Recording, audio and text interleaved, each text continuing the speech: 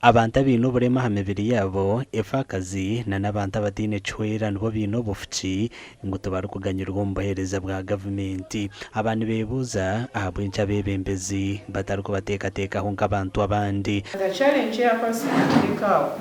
abakyala bakoze ekizibu tebalina property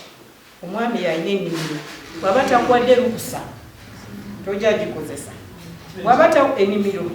oba ajja kuleka olime nga bw'ogambye asiiba mu bbaala oba tonabana kukungula naye yatunze dda abantu abalina obulemu sometimes mu community tuyisibwamu amaaso singa omuntu oyo aba alina obuzibu bwafunye wekanga ng'alimeddwa ne wawaaba agende wakyama ng'aba asobodde mu busobozi bwe ayinza okukizibu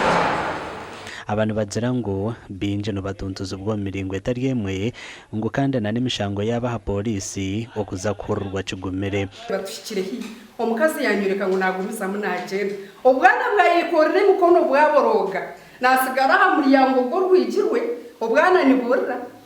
nanye nakwata umuhanda nagenda kamba gambire bashisha mwabariyaha abakaza bariyaha mbire challenge echinko zirengera polisi na report kola no ndagwajwa are nkito nke yiba wa are niwe mutere surprise omukure jonkito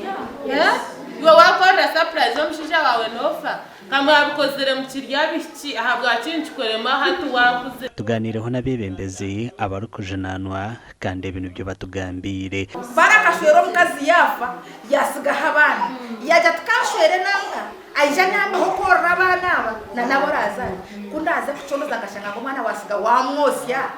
ninga bahacho kana byanga wana nanka akiruka ngo mukahabwa mukishe ntuza kurra hamwe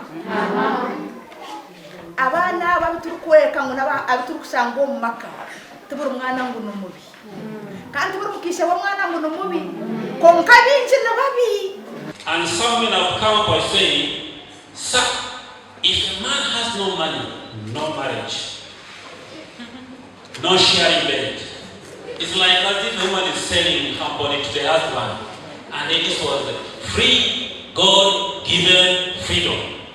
emishango y'ubutabanguko bwo mu makane yiyongera okurugera hari office ya Probation and Family Protection Unit habwa district ya Lyantonde